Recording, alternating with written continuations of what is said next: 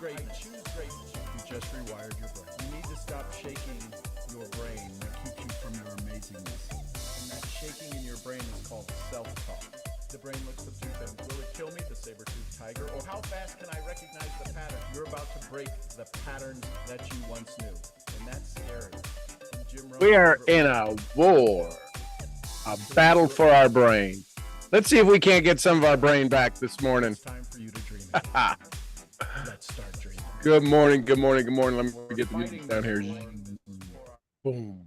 Hey, listen, good morning, everybody. My name is Sean Murphy. I'm a six-time #1 best-selling author, international speaker and trainer.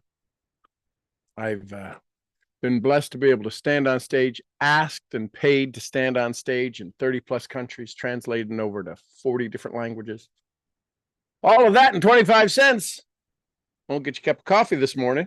But what it will do is give you an experience, an overwhelming experience of the way things really are in the world of sales, in the world of conversations, that most people may not be able to give you an experience towards. So we're currently going through Think and Grow Rich, and we're in the chapter of desire, and I'm reading you the notes out of my book, which I've now read, Think and Grow Rich, probably 50 times, 50 plus times. So it's kind of fun as you continue to reread it, because they say if you got something different out of a book the second time you read it, it's not because the words changed. My question to you this morning is how much better can you get? Find a book. My books are like Think and Grow Rich, Science of Getting Rich, different books like that. Charles Haanel books that he has was literally one of Jim Rohn's mentors and Napoleon Hill's mentors. So keep rereading the book. Go find a book that you like. It doesn't matter which book it is. These happen to be some of the best personal development, personal undevelopment books, because nothing in the book is the secret. That's the key to understanding this. Nothing in the book is the secret. The secret is in how you read the book and how the book begins to read you and give you content and give you information and give you an understanding that you didn't have before. All right, so we're on page 62. My notes say, what is the reward the universe has for your dream? Where was I writing this? Was it in this book? No, it was in Napoleon Hill's Mastermind book. When it says the universe is ready to pay you, it has to compensate you. I want to see if I can do a good enough job to help you get this. If I can do a good enough job to cross over this information so that it makes sense to you, this idea, this concept, this belief. We talk about the universe, we talk about karma, right? We talk about how the universe rewards you. And the challenge is that a lot of times the universe rewards you regardless of what you think you deserve. And this idea that you are getting something you didn't ask for, that's the truth you're going to have to change. You're going to have to adopt a new way to look at things. So that being said, the question then becomes, whatever you're getting right now is the reward. This is the reward you've paid out to the universe. This is the reward the universe, this is the only reward the universe has to pay you. That's going to tick off a lot of people. Right now, what you have, what you currently have, what currently exists in your world, there is no economy out there. There's only your economy. There's no global economy. There's no local economy. There's no state economy. There's only your economy. And what you currently have is exactly in proportion what the universe needs to pay you back. I've done the work. I'm doing the work. It's not about doing certain things. Who said that? Wallace D. Wattles. It's not about doing certain things. It's about doing things in a certain way. Your current relationship, that's what you're getting rewarded for. Your current income, that's your reward from the universe. Doesn't matter what your boss thinks. Doesn't matter what your conversation thinks. This is the exact reward the universe has been told to give you because of the value you brought in. Just saying, the Wright brothers dreamed of a machine that would fly through the air. No one may see evidence. Now one may see evidence all over the world that they dreamed soundly. A burning desire. So I'm skipping around. I'm not reading the book. You can read the book. If you want to go into it in more detail, if you want to ask me specific questions, you can schedule a time. We can do that. This is my time having a conversation with you, and I'm going to go through some of the highlights of why the book might be valuable for you to hear more about it, you to take time. The oak sleeps in the acorn, the bird waits in the egg, and in the highest vision of the soul, a waking angel stirs. Dreams are the seedlings of reality. My question to you this morning is, what dreams did you wake up with? What dreams are you tending to that have been planted yesterday, yesterweek, yestermonth, yesteryear?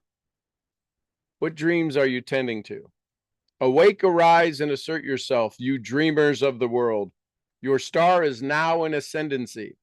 The world depression brought the opportunity you have been waiting for. See, remember, this is written published in 1937. It was written during some pretty tough times in the beginning, right? It taught people humility, tolerance, and open-mindedness. The world is filled with an abundance of opportunity. Let me ask you this. Do you think there's still abundance of opportunity available? Now, listen, your world might say, no, my world is crap. My world has got chaos and mayhem, and I'm behind on my payments, and that's your world. Do you believe the world has abundance? And I'm going to have to go out on a limb and say, you absolutely, positively believe that the world has abundance. How do I know that? Because you set a goal. A goal is something you don't have. A goal is something you want that you don't currently have. And if you want something you don't have, you have to believe in abundance. Now, if you set the goal and you want the goal and you go after the goal, you got to believe it. If you don't continue to adjust the way, right? Do what Wallace D. Wattles says, do those things in a certain way, keep adjusting, keep adapting, keep adopting, then you don't believe in abundance. You don't believe in your goal. If you're not willing to go after it, if you think, well, I tried once and it didn't work, so what am I supposed to do? That's not belief. That's not faith. To have something you don't already have, you're going to have to do something different, think something different, feel something different, act something different to arrive at something different you don't have. It's not rocket surgery. This book gives you some ways for your brain to think. If you are ready to receive your secret, this is one of the books. It's not the book, right? There's a book called A Course in Miracles. That's a great book. That's an amazing book. People don't typically talk about the book A Course in Miracles as it relates to personal undevelopment. One of the best undevelopment books that exist. So let's continue. A burning desire to be and to do. That's where most people fall short. They don't want to do the do. Fall short is the starting point from which the dreamer must take off. We all want these things, and they got it. I want it. They got it. I want it. I've done work. I've done more than they've done. I've been doing more than they've ever done. This ain't about doing. This is about doing things in a certain way. And I can promise you, if you do not have your definite major purpose in place, your DMP, you're going to flounder around literally like a ship without a rudder. You might even have the most horsepower of any vessel on sea. You've got the most powerful boat, the biggest propeller. You've got this. I mean, you can go places, but you ain't got a rudder. You don't have a rudder. How? If you had the most powerful engine on a boat and it ran, the engine was tuned up perfectly. That's these people I see who are absolutely physically fit and their life's a shambles. They look physically fit. They look beautiful. They got everything. They look gorgeous. They look handsome. They look everything. Their life, there's a good chance their life is a wreck in a handbasket. How do I know that? It's called experience. There's people who look absolutely perfect on the outside. Their inside messed up big time. Big time. Why? Because they don't have a definite major purpose. They keep thinking their outside reality is going to fix their inside personality. Ain't gonna happen. It's just not gonna happen. It can't happen. Why? Because you were given free will. And free will is your ability to control your thoughts. You were given absolute 100% control over your thoughts. And if you're sad today, that's your problem. If you're happy today, that's your problem. If you're rich today, that's your problem. If you're frustrated today, that's your problem. Nobody else to blame. Nobody else to blame. You've got to take ownership. And that's what this does. Desire forces you to take ownership. Well, how do I get excited about something I can't see or something I don't have? That's your problem. You don't think you have it, and you don't think you can see it. If you can't see it, then you'll never have it. What the mind can conceive and believe, it can achieve. Remember, too, that all who succeed in life get off to a bad start and pass through many heartbreaking struggles before they, quote unquote, arrive. The turning point in the lives of those who succeed usually comes at a moment of some crisis through which they are introduced to their, quote unquote, other selves. My question to you is when are you ready to be introduced to your other self? John Byron's wrote The Pilgrim's Process, The Pilgrim's Progress, which is among the finest of all English literature, after he had been confined in prison and sorely punished because of his views on the subject of religion. O. Henry discovered the genius which slept within his brain after he met with great misfortune and being confined in a prison cell in Columbus, Ohio. Being forced through misfortune to become acquainted with his other self, and he used his imagination, he discovered himself to be a great author instead of a miserable criminal outcast. Strange and varied are the ways of life. I have this underlined. And stranger still are the ways of infinite intelligence. Why is it that we hear, I'm going to say 99.9% of successful people talk about their biggest breakthrough came at their biggest breakdown? 3 decades ago, I started to coin a phrase that I've used for myself. I'm sure a lot of people other use it. And I'm sure I probably heard it from somebody else. Before any breakthrough comes a breakdown. Some of you aren't willing to get through your breakdown to get to your breakthrough. You keep hanging out in this pain and this suffering. I love what I was reading, and I forgot where I read it. Something triggered in me. I don't believe they actually said the words. Maybe they did. That your comfort zone is a crime zone, a crime scene. Well, why would I call it a crime scene? Because that's where all the evidence is. Your current comfort zone The place where you're uncomfortable in, the place where you want to get out of, is your current crime scene. It has all the evidence. Did you do your blessings this morning? Well, I did them yesterday. That wasn't my question. Did you do your blessings this morning? Well, I've been doing them, but nothing's changed. Did you do your blessings this morning? Well, I'll get to it.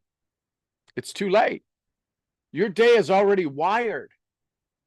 This isn't something you do after the thought, after you've already programmed your... Listen, the only thing your brain is wanting to do when you wake up, it's not make you rich.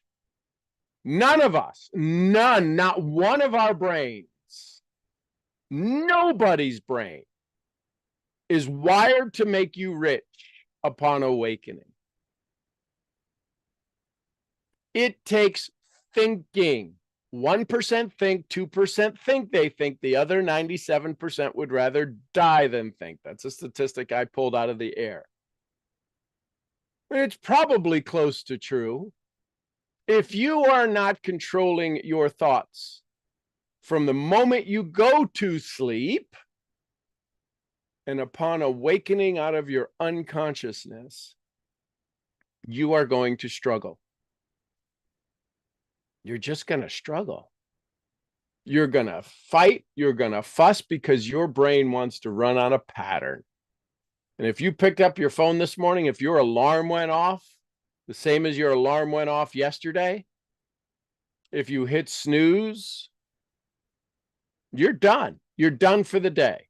Don't expect anything new. If you woke up in the exact same pattern, if you woke up on the same side of the bed, if you woke up in the same particular position, if you went to the bathroom the same way that you went yesterday, you're done. You got another 24 hours. You got another 18 hours of awake, or 10 hours, however long you're awake. Your day's already done for. You're cooked, you're baked, you're toast. You've already been put in the toaster and you've popped out, and you can't make bread out of toast unless you disassemble it. And most people aren't wanting to disassemble it because that's called personal undevelopment. So here's my notes on the sides of this. Learn more about Charles Dickens. Charles Dickens began by pasting labels on blackening pots. The tragedy of his first love penetrated the depths of his soul and converted him into one of the world's truly great authors. That tragedy produced the first David Copperfield, then the succession of other works that made this a richer and better world for all those who read his books. Disappointment over love affairs generally has an effect of driving men to drink and women to ruin. And this, because most people never learn the art of transmuting their strongest emotions. Transmuting. Taking something and turning it into something else. Michelle teaches that when you want to manifest, most people want to manifest. And the reason they say, I have trouble manifesting. And the reason they have trouble manifesting is because they don't realize they can manifest from any energy level. Most people, well, I don't know. I have a hard time visualizing. I have a hard time getting excited. Listen, most people don't manifest from a happy state. Most people. Those who work on it, those who make a decision to do it, those who decide that I'm going to manifest from this place and from this space what I want. Most people are put into manifestation because they lost their job, they're about to go homeless, their bank account got stolen, something.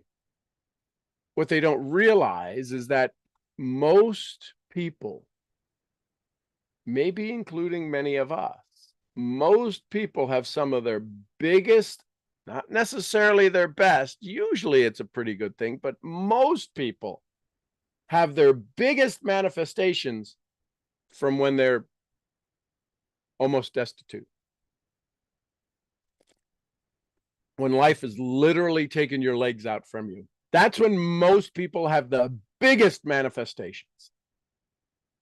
Doesn't matter that you're negative. Doesn't matter that you're mad or sad or aggravated. You just said, it's the day I've had enough. That's the day I'm here for. The day you say, I've had enough, that's when I get to go to work.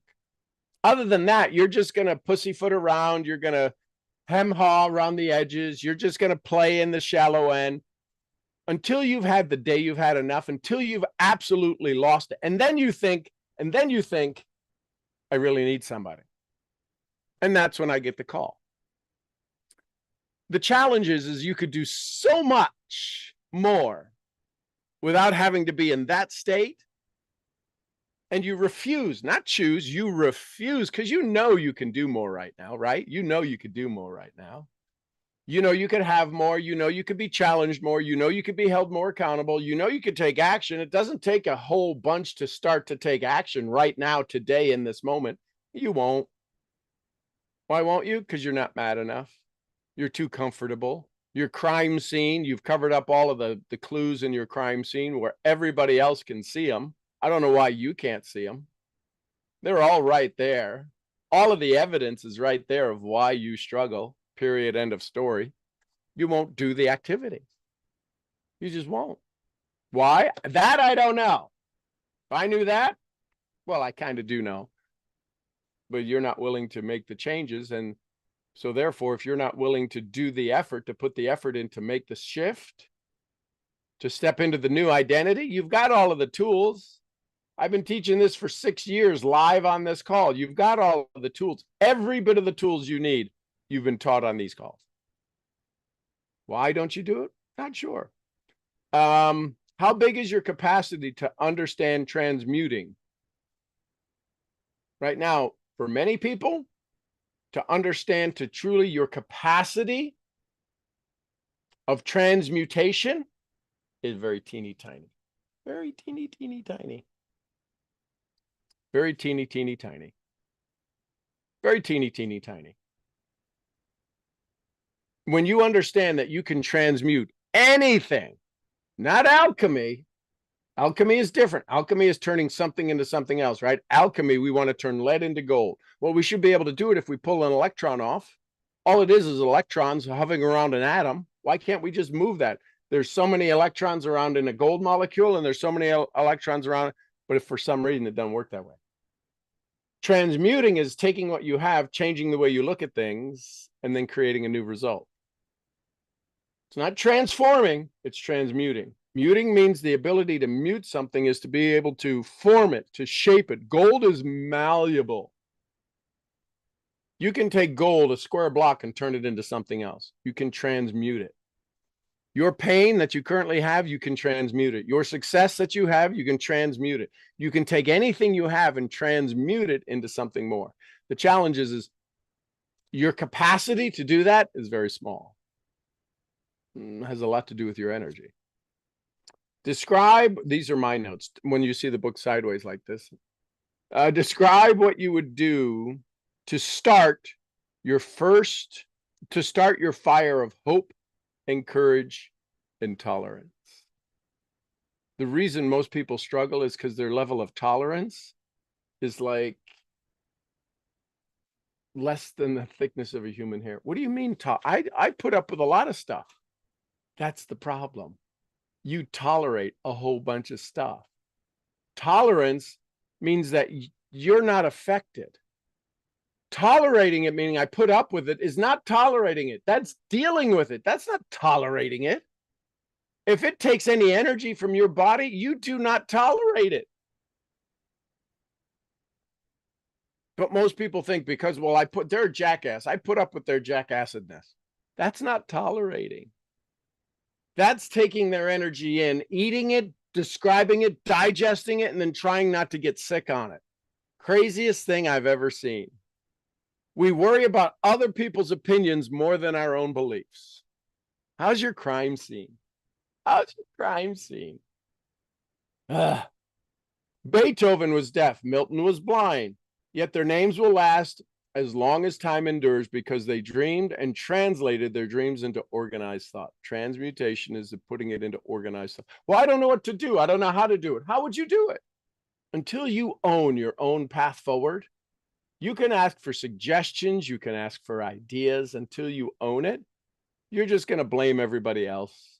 you're just going to blame everybody else. There's not a single person on this call who in 12 months, 18 months, couldn't have the life of their dreams. Promise you, guaranteed. Couldn't.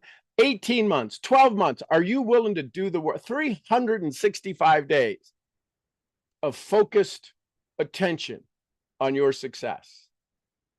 Most people won't make it past 21 days. When they say 21 days to make a habit, it's really not. It's 18 months to make a habit. 21 days to put enough focus and realize, wow, I'm really kicking myself in the teeth. Nobody else is. Nobody else is. Before passing to the next chapter, so this is desire, so we've still got a few pages left. Wow. Yeah. Okay. Yeah, over a dozen pages. Before passing to the next chapter, kindle anew in your mind the fire of hope, faith, courage, and tolerance.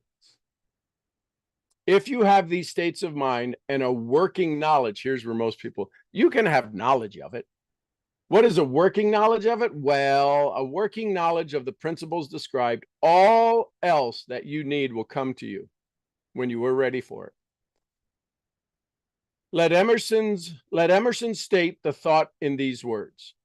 Every proverb, every book, every byword that belongs to thee for aid and comfort shall surely come home through opening or winding passage.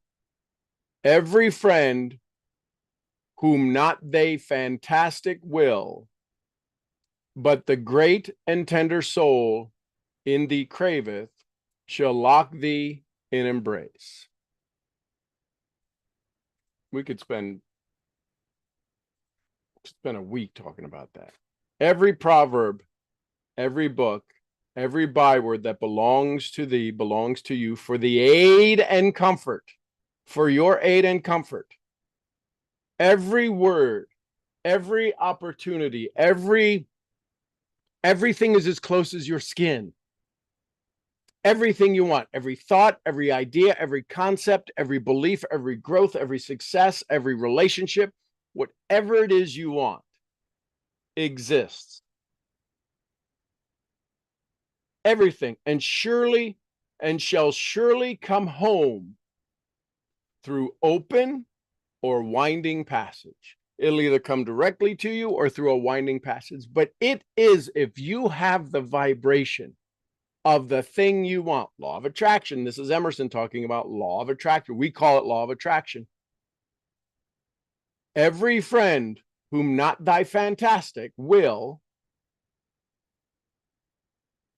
every friend whom not thy fantastic will, but the great and tender soul in thee craveth, meaning they may not be the best of it, but the best part of them you want, the best part of you that craves desire, craves this, shall lock thee in embrace. Every thought you want to have, you are going to lock in your embrace. You're going to achieve it. You're going to become it. In the Bible, it says, on the way to. It's not what you want, it's who you become on the way to what you want. The difference between wishing for a thing and being ready to receive it. There is a difference between wishing, which 99% of the population do, and being ready to receive it. Are you ready for the love? Where have you heard that before? Are you ready for the love of you loving you, arriving and achieving what you want? Not that complicated. Oh, it's difficult. It's not that complicated. No one is ready for a thing until he believes he can acquire it. The state of mind must be belief, not mere hope or wish. Open-mindedness is essential for belief. Closed minds do not inspire faith, courage, and belief. I have this underlined. Remember, no more effort is required to aim high in life, to demand abundance and prosperity, than is required to accept misery and poverty. So a great poet penned these lines: I bargained with life for a penny, and life would pay no more. However, I begged at evening when I counted my scanty store. For life is a just employer. He gives you what you ask. But once you've set the wages, why you must bear the task. I worked for a menial's hire, only to learn dismayed that any wage I asked of life, life would have willingly paid.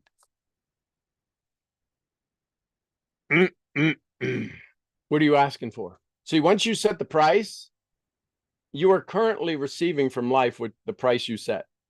Oh, you can change it. It creates an identity shift. You have to undo all of the stories you keep telling yourself. You have to undo all the disbelief you have in yourself. You have to undo more than you can imagine so you can have what you want. But you keep buying books and buying tapes and buying programs because you think more is more, and they've sold you on more is more, more is more, more is more. Meditation, oh, I can't meditate for 2 hours. You want to learn how to undo most things? You will. The reason you can't meditate is because your old story, your crime scene, doesn't want you looking at all of the ways you keep distracting yourself. Notes on the side. What is your heart secretly saying to you right now?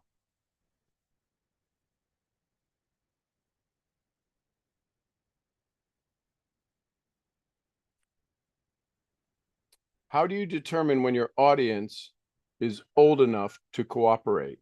Okay, so that's a side note. That's a side note. Emerson said, the whole course of things goes to teach us faith. The whole course of things. Everything we're about to go learn. You plant a seed, you're going to have faith, it grows. Everything you're about to do is to teach you faith. The whole course of things goes to teach us faith. We need only obey. There is guidance for each of us, and by lowly listening, we shall hear the right word. The right word? Question mark. Desire! Exclamation point. More than anything else, I desire that my son should not be a deaf mute. From that desire, I never receded for a second. He's talking about his son, Blair. This is Napoleon Hill talking about his son who was born with no ears. He used to talk to him at the base of his skull. He had no idea what he was doing. He just knew he wasn't going to be handicapped by this physical lack of ears. So, what is the right word for you? And when you understand that the right word, you can say the word until you make it the right word for you. The right word is desire. Until that turns into a raging hot flame of acceptance and just absolute focus, you're going to struggle. Transplant leadership. What could I do about it? Somehow I would find a way to transplant into that child's mind my own burning desire for ways and means of conveying sound to his brain without the aid of ears. Do you realize that everything you're about to go say, what I'm doing right now is transplanting the concept, the idea, the possibility, the potential that you could look at Think and Grow Rich differently. That's what I'm transplanting. I'm doing my best to give you an idea, concept, to look at Think and Grow Rich in a way you've never done it before, so that when you go back and read it, you can read it in a way you've never read it before. Why do you think everybody who's successful says, have you read Think and Grow Rich? Well, I got the book. Why do you think every successful person, why do you think anybody who teaches success talks about Think and Grow Rich?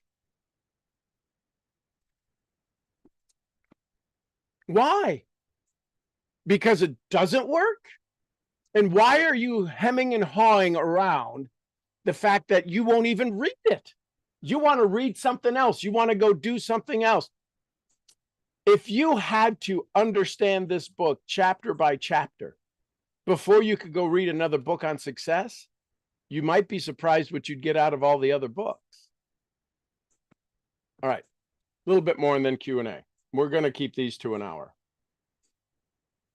And we're not, and if you're talking at the top of the hour, I'm going to say, hey, listen, it's time to go. I'm your brain training, and we're just going to end. We're not going 2 hours.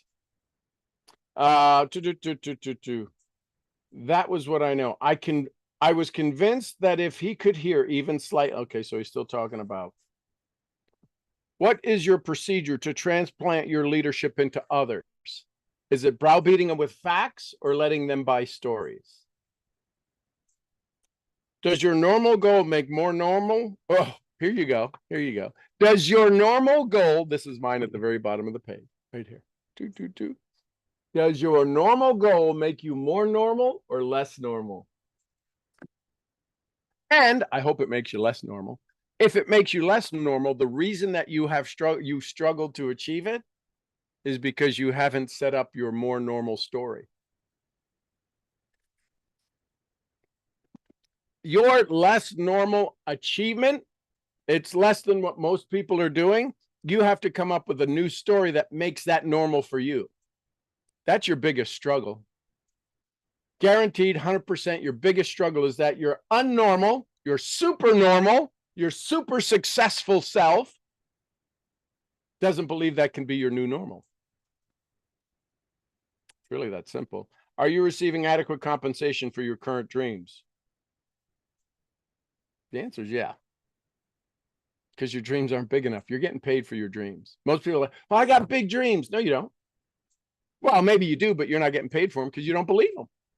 Period. End of story. It's Monday slap around. Let's see if we get through a couple more pages here. Page 70. Has your mind been serviced? And who was the by who was the service done? We take our car in to get more oil changes than we do to change the way our brain operates. Many of us still use the same programming we have from childhood. If you still have childhood fears, you're running the same program. List your traits of resourcefulness. People hire you to become resourceful. People hire me because of my ability to become resourceful for them, to show them the resources they have, to put them in touch, to put them in concert with the resources that are available to them that they're like, I didn't know I could do that. I didn't know that would work. I didn't know that. I didn't know is a big answer that when I work with people. Well, I didn't know that. How could you not know that? You've got a dream that needs that. You have a dream that needs that content. I have the experience, 40 plus years of experience working with people from all over the world in a variety of occupations at a variety of levels of success. The information that you need, would it be fair to say, my mentor would it be fair to say that I know things you don't know? And would it be fair to say you know things I don't know? Absolutely, you know things I don't know. Are you getting paid for the things you know more than you're getting paid for the things you don't know? And if I know some things you don't know, do you think the things I don't know, if you started to know them, you could get paid more? That's why we should work together. Not rocket surgery. So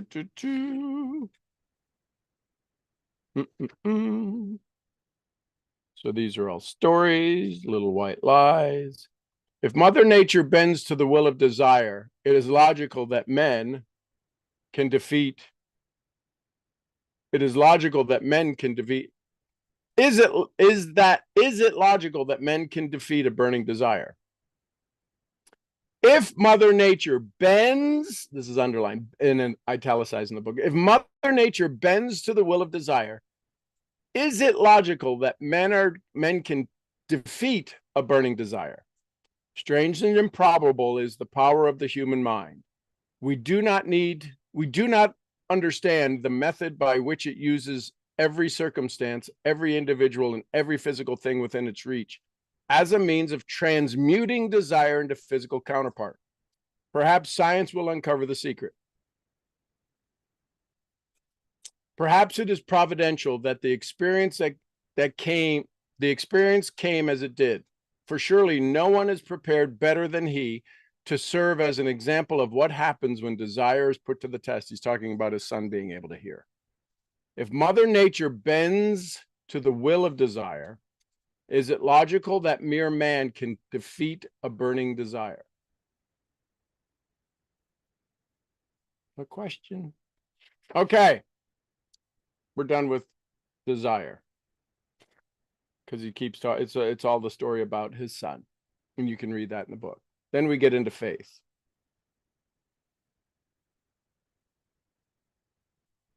Faith is the head chemist of the mind. When faith is blended with vibration of thought, the subconscious mind instantly picks up that vibration, translates it into the spiritual equivalent, and transmits it to the infinite intelligence, as in the case of prayer. There is a thinking stuff from which all things are made, permeates, penetrates, and fills the inner spaces of the universe. A thought held in this substance is produced by the thought. Funny how Wallace D. Wattles talks about the science and Napoleon Hill speaks to the art. Questions, comments, thoughts? We have 15 minutes. Good morning.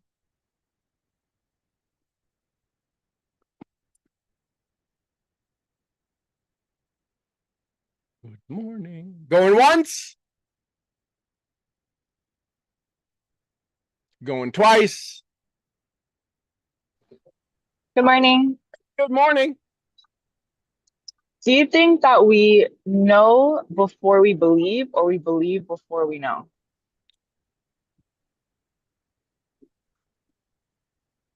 We believe before we know. It's because that comes from our heart.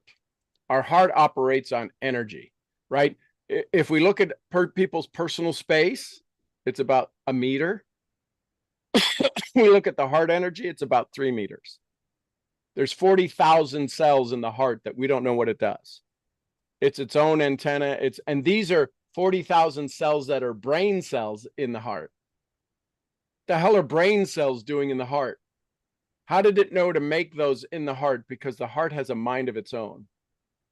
And that's when we decide we're going to love somebody and they turn us off and we say, and the brain shows up, we decide we're going to go after something. We're going to go be part of a charity. We're going to go walk for 20 minutes a day.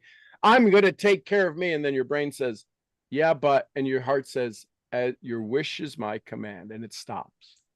So we believe long before. It's why we have stress. It's why we have strain. It's why we struggle, because we know we believe it. We just talk ourselves out of it. Yeah. So how do you activate more belief? You have to confirm more knowing. What's the easiest way to confirm more knowing? Your evidence file. Have you added to your evidence list in the last 24 hours? Yes. Cool. You telling me the truth, or did you write it down? Did I write down my evidence? Yeah.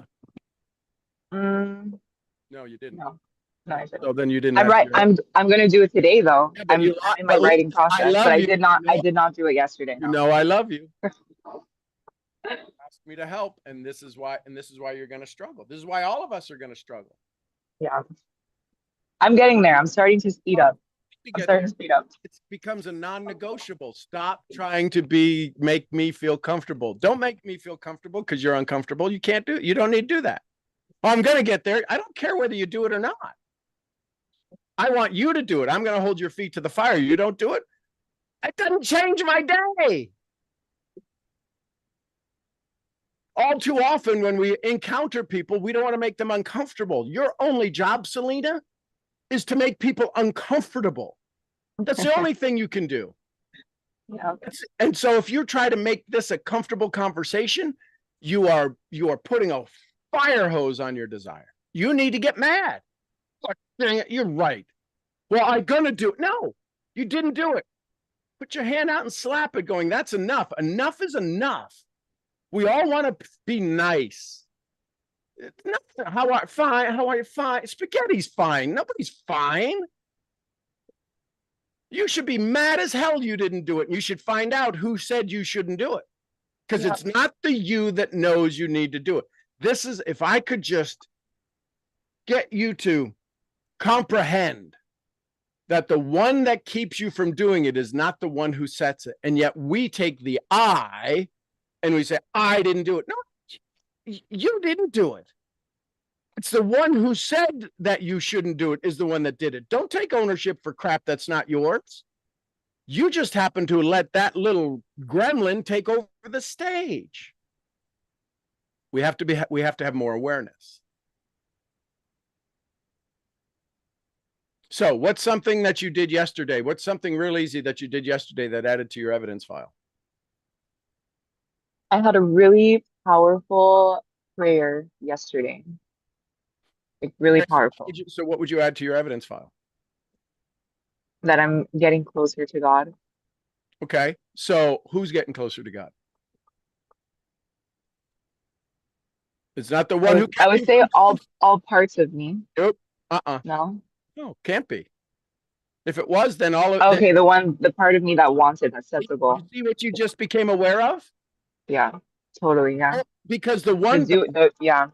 you feel it? You feel the shift? Yeah. So here's what I know. You're not as mad at me now. And you can't say I wasn't mad at you. The one that I just put the poker to was mad at me. The one that I just said, well, who's getting closer to God? Well, all of me. No, that's a lie. Because if you were getting closer to God, then all of you would be doing all of this all of the time, and you're not. So there's a part of you that doesn't want you closer to God. Yeah, that's like a comfort zone answer to even say all of me, to like It's not seen answer. totally. I see that. Now, the part of you that wants to get closer to God, let them sit in that seat right now that you're sitting in. Did you watch it? Did you just see her shoulders go? That was a vagus nerve clear. You just came home. Welcome home. Now I'm talking to Selena. I don't know who the hell the other person I was talking to. Right? You feel the difference? And my goal is to maintain this connection. I don't need to argue with the other. The reason the other part of you gets mad at me is because I kick you the hell out. Wow. So staying in state is staying the person that set the goal. Yes. And That's what happens powerful. is we don't have the evidence enough for the one to stay in state who can't stand the heat. Yeah. If you wrote down in the evidence file yesterday, well, Sean said to do this, and I'm going to do this, and the one who just had this prayer, what an amazing prayer. I know how to pray. Maybe that's your evidence. I know how to pray. And if I said you write down your evidence file, oh, hell yeah, I wrote it down. It's amazing. We wouldn't even, you'd have been given back 20 seconds of your life instead of, well, no, yes, I did. You didn't. I know you didn't because I could hear it in your signal. And so now I'm talking to the one who knows how to pray.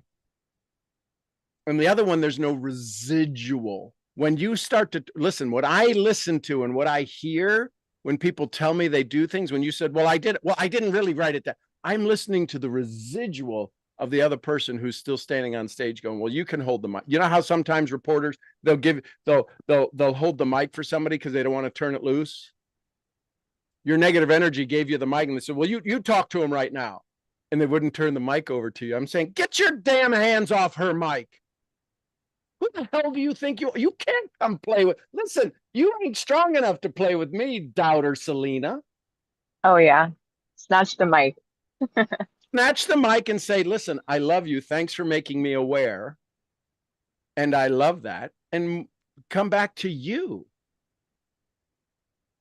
Because the one who did not write it down is not the Selena I'm talking to. And when we understand it, I listen. I walk around all the time going, who's in charge? And I kind of know who's in charge. But if I have a stray thought, I'll ask. My mind, here's what I see. Somebody's wanting to get on stage and they're standing in the wings. You've been at events where somebody's talking way too long? Yeah. Oh my God, so uncomfortable. And you watch them on stage and they're talking way too long and you can see people going, and they're like, oh my God. And everybody knows they're talking way too long and they're speaking nonsense. and there's the person in the wings trying to go get on stage. What happens is that we as the pontificator, we as the one who needs to be in center, are not used to being here. And every time we get on stage, the first thing we do is get on stage. They go, you got 5 minutes, don't screw it up, get off stage quick. Like, but this is my stage. I thought yeah, but no, we've got a whole program of disassembly and disassociation and confusion and contrast and delay that if you're going to screw up the whole event if you don't let us delay everything. It's like, what? And then you ask yourself, who's running the show? Yes. I go, listen, what I do is now I go, who the F do you think you are? Yeah. You know, when somebody gets mad, they're like, well, they know I'm in charge. It's my show. Who do you think you are? And that's the question you have to ask. Who do you think you are? Do I think I'm the one who lies and says, yeah, I wrote it down? Well, I'm going to write it down. Well, I was going to write it down. And I'm never going to write it down because if I write it down, then I'll have evidence. And who do you think you are? And it becomes so clear, doesn't it? Yeah. And when it becomes undeniable. Bingo, undeniable. So my goal is to be unaffected by those who don't have my wish. Yeah, that's important. Take a big breath.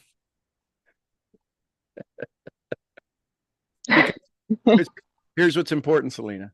Everything we go through,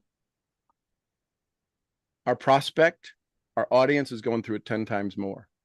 And they need to know we're going through it, because the fact that I told you that I'm going through this, you could easily see and you go, oh my God, yeah, I get this. Yeah. And the way you're able to speak to me, to my heart, it shows you've been there. And because I've been there, you know, I can take you someplace different than you've been before. That's all your audience. You're out of it. Your audience is saying, help me get the hell out of here. Yeah. That's why AJ can do what he does at 24 and you can do what you do at 18. I don't know. How old are you? Like 19? I'm 26. You can do it 26. You can do it 26 what I couldn't do at 35. You could do it 26 that I'll never be able to do because you're this powerful, strong female. Last time I checked, I'm not a female. So you can do things I'll never do, which is why I can't tell you what to do. I can only ask you questions so that you can find the one who needs to do what you need to do. It's rare that I'll say you need to do this. But in the awareness, because if I tell you you need to do this, your brain is going to go, he's a guy, white guy. We had this conversation one time with Bakumi from England when Black Lives Matter and all that stuff. She came on and I said, and she goes, you don't understand. You don't understand the black mind. And I said, and so when did all this come about? She started to take on an identity and went to attack. And I'm like, hey, listen, if that makes you feel good, how's that feel now that you've attacked me and said I'm not good enough? Has everything that's worked for you before now not true? Well, not really, but you don't understand. You have white privilege and you got black privilege. Selena, you got Hispanic privilege. Selena, you got white privilege. Selena, you got curves privilege. I don't have curves. Have you seen me? Have you seen a picture? I ain't got curves, baby. I'm going to start curves matter. No curves matter. No, I'm starting a revolution right now. No curves matter. It's going to be all Irish guys. We left our ass in our other pants. I don't think people would get behind that. Literally. They wouldn't support that. So, and one more thing. Do you think that it's the identity that creates the goal or the goal that creates the identity?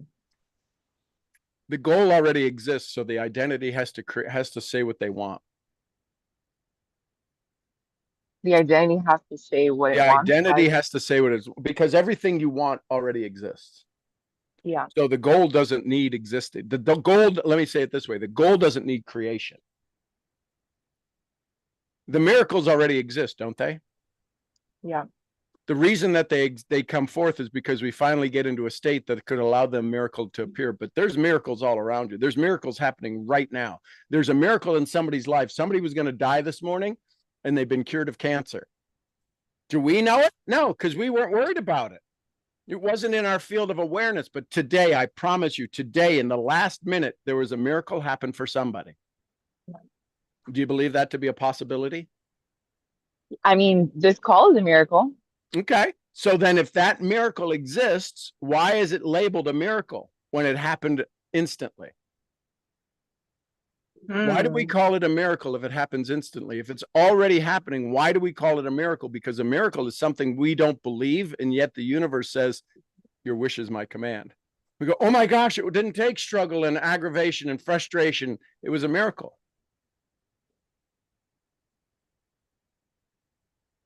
Wait, that's crazy. I just looked down at the book and No. it says in bold, thought that works miracles. So let me ask you this. Was it there before we started talking about this? Absolutely not. I don't even know how this page was open. So is that not the universe being a little cheeky? Yeah, I love when that happens. And so how often can that happen? Every moment. That's how you know you're in state. So if that could happen every moment, was that going to happen when you lied to yourself going, what? No, I added it to my file. No. And because That's powerful. That's very powerful. Yeah, Because because then you- we beat ourselves up and we bully ourselves and we judge ourselves when we don't do the things, but we don't actually understand the process of what's happening. Like I think I've gone a few years not understanding that process. Yep. And I question like, why is my life not magical anymore? But then I don't actually look at the person who's running my daily show in life. So this is like interesting conversation. I want you to have another aha. Some people may grab this, some people may not. Here's the aha. I hope I can get across to you. Do you realize you can't lie to me? Yeah, of course. And so isn't that cool to know that you can't lie to yourself?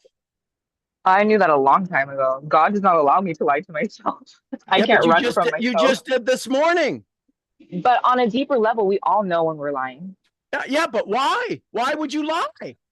My point is that I won't let you lie. People say you're tough. No, I'm just keeping you from lying to you. You can still own it, but you can't lie to me. Which is why I never get mad at you. Oh, they lied to me. No, they didn't. They told me a truth they currently believe that's not going to serve them well. And when it doesn't serve them well, they're going to come back and ask for a better truth. And I'll offer them opportunities to see the better truth. You cannot lie to me. That's why you can't make me upset.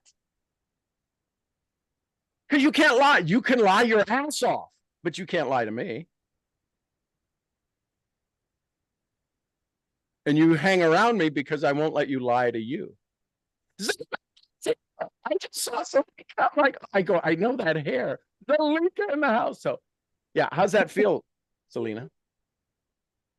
It feels really good. It feels like the feeling of synchronicity. There's no better feeling. And now to have more awareness of what creates the synchronicity, that's everything you need to know pretty much. But you just have to upkeep it and do the work of making sure that person is the one that's staying consistently enough till it becomes your reality. So that becomes the person that's always there most of the time, at least. So wouldn't it be fair to say that everybody you're about to have a conversation with, they're pretty good at lying, and your goal is to get them to start telling a truth? So Yeah. I'd ask them to define, hey, listen, let me ask you, how would you define lying? And ask them to define it, because your job is to get them to tell a truth. And they are so sold on the lie, they can't tell the truth. Yeah. And people will pay a lot of money to work with someone and will lie to that person. It's crazy. So you could But it's ask, because they lie to what themselves, yeah. if one of your qualifying questions right up front was, hey, listen, are you going to pay for lying or pay for truth? I like that. And if But you want to pay, and then setting it as I will only work with people that are ready to tell the truth. yes, and I will work with you even if you tell little lies. But the challenge is you may not like when I call you out on the lie, Because the lie is that you think Yeah. you're struggling in your health. Mm. That's a lie. Because I'm not going to take you into some magical land where all of a sudden it's easy to stay healthy. It's going to Yeah. take some work. The lie is you think it should be easier than it is. Wow. Yeah. And now who's responsible? That car. Which is why question number 2, do I have your permission to make you feel a little uncomfortable?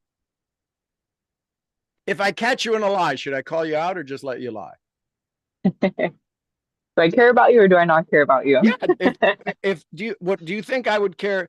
I don't care about you if I let you continue to lie to yourself?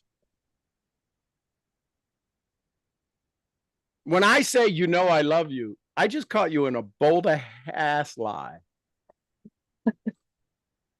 That is love, though. That is the highest form of love, in my opinion. So And that's most people can't love you to that extent because they don't do it for them. well, And that's why your surroundings will keep you usually at that place because that's where they're at. everybody has an agreement, an unwritten agreement. If you don't call me out on my lies, I won't call you out on yours. So we're okay with letting each other lie. And we'll know each other are lying because I can see in you what you can't see in you, and you can see in me what I can't see in me. And so, but if we don't, long as we don't talk about it and say you're lying, we can hang out. That okay? You know that Sounds like phrase, hell. misery loves company? Yeah. Yeah. It's lying loves company. Mm. Hmm. Ah, damn it. Damn it, man. I'm just a Dr. Jim. Love it. Thank you. Thank you, thank you, thank you. Who else? Oh, we're over time. Hey, everybody. I love you tons. I appreciate you. We're going to start faith tomorrow. Faith, faith, faith, faith, faith, faith. This one will put your bee in a bonnet. This one will get you. Faith will get you. I love you tons. I'm your head brain training, brain scrambling misfit. I'll see y'all where? At the next event. Next The event. next event. Somebody give me some Costa Ricas. Pura vida. Vida, we love you, Mark. And some Lydias. Peace be with us. Peace be with us all. And, the queen of helping you find your desire, your faith, Jessie Lee Ward. Bossy. Boss Lee, we love you, girl. All right, everybody, go have some fun. We'll see you all tomorrow morning, bright-eyed and bushy-tailed. Thanks, everybody. Bye for now.